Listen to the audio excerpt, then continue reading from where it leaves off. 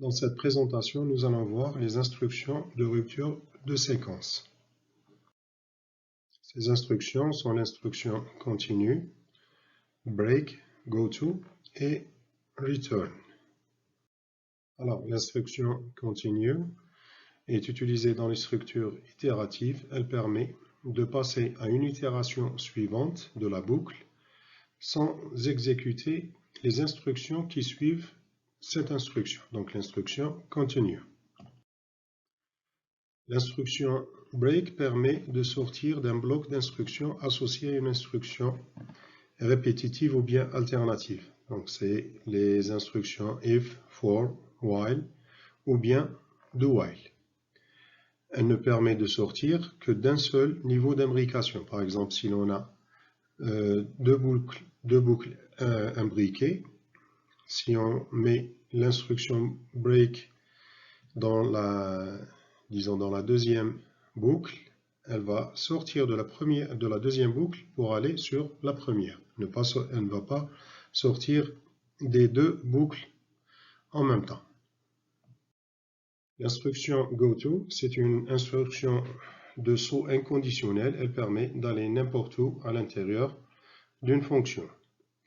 Elle doit être suivie de ce qu'on appelle une étiquette ou bien un label.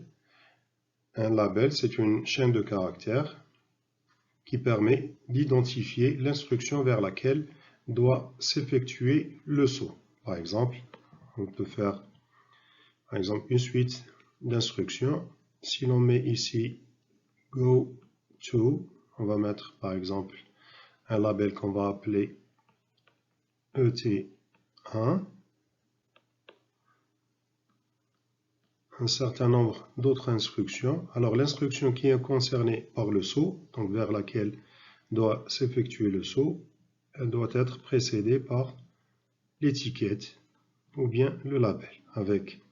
On mentionne l'identificateur du label, ensuite deux points, ensuite l'instruction. Par exemple, A reçoit B plus C. Donc ici, ces instructions, donc les instructions avant goto vont être exécutées normalement. Une fois que le programme atteigne goto, il va sauter toutes ces instructions et aller sur l'étiquette ou bien l'instruction vers laquelle est pointé le saut avec goto.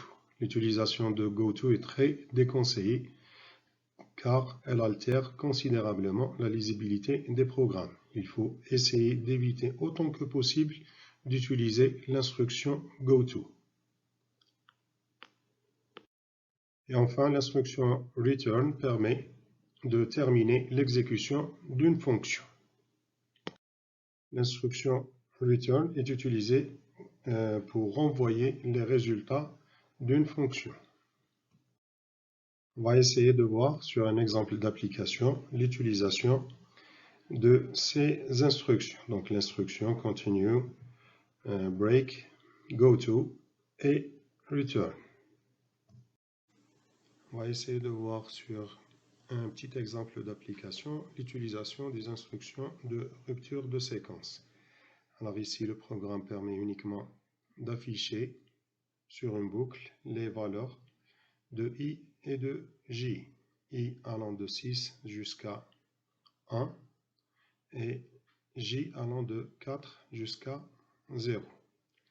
On va essayer d'exécuter. Alors, nous avons ici i égale à 6, j égale à 4 pour la première itération, la deuxième i égale à 5, j égale à 3, et la dernière i égale à 2 et j égale à 0. Bien sûr, ça s'arrête à i égale à 2. Pourquoi? Parce que tout simplement, j commence à 4. Donc, j va atteindre 0 avant que i n'atteigne 1. On va essayer d'insérer une instruction continue et on va voir les résultats de son utilisation. Donc, if, par exemple, i égale à 5, on va mettre continue. Donc cette instruction va éviter en quelque sorte d'exécuter la suite de la boucle lorsque i égale à 5. On va voir que cette instruction printf ne va pas être exécutée lorsque i égale à 5. On va essayer. Et voilà. Donc ici, i égale à 6, j égale à 4, la première itération. La deuxième, i égale à 5, elle est évitée. Donc pourquoi? Parce que tout simplement, il y a continue. Donc ici, lorsque i égale à 5, continue permet d'éviter d'exécuter printf et de passer à l'itération suivante de la boucle for. On va essayer également d'utiliser par exemple l'instruction break. Donc par exemple if j égale 1 break. Donc ici la boucle va s'arrêter plus tôt que prévu parce que elle va être interrompue lorsque j atteint 1 au lieu que ça soit lorsque j atteint 0. On va exécuter.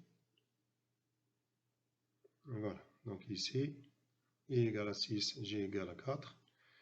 L'itération pour i égale à 5, elle est évitée. Bien évidemment, j égale à 3. Et i égale à 3, j égale à 1. Et la dernière, elle n'est pas également exécutée. Pourquoi? Parce que une fois j atteigne 1, la boucle va s'arrêter, puisqu'on a utilisé ici un break. Donc lorsque j atteint la valeur 1, on va sortir de la boucle for.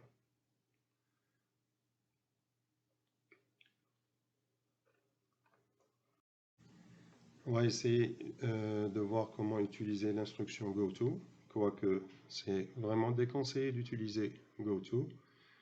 Alors, on suppose qu'on rajoute sur le programme donc l'affichage de 5 messages. Message 1, 2, 3, 4 et 5. On va voir l'utilisation de goto. Donc ici, sans goto, donc on a donc la partie for et ensuite les messages de 1 à 5.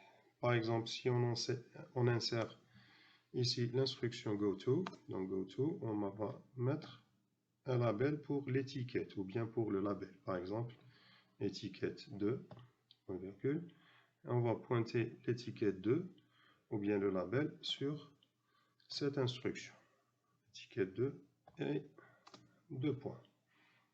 On va essayer d'exécuter. Donc ici, le goto permet simplement d'éviter l'exécution de ces deux instructions affichage du message 3 et de 4. Donc normalement, on va avoir l'affichage des deux messages 1 et 2 et ensuite le 5.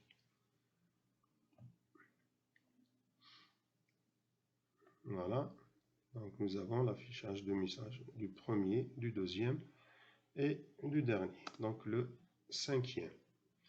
Et de la même manière, on peut utiliser l'instruction return. Return permet de sortir carrément de la fonction. Donc ici, si on insère return ici, on va exécuter. L'affichage de tous les messages va être évité. Donc, sinon, on peut mettre, par exemple, ici,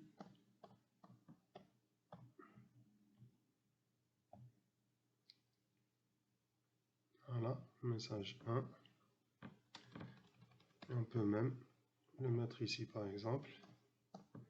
On va voir que ça permet de sortir de la structure if, de la structure for et de la fonction, carrément, donc sortir de la fonction. Donc ici, nous avons la return permet de sortir de la fonction.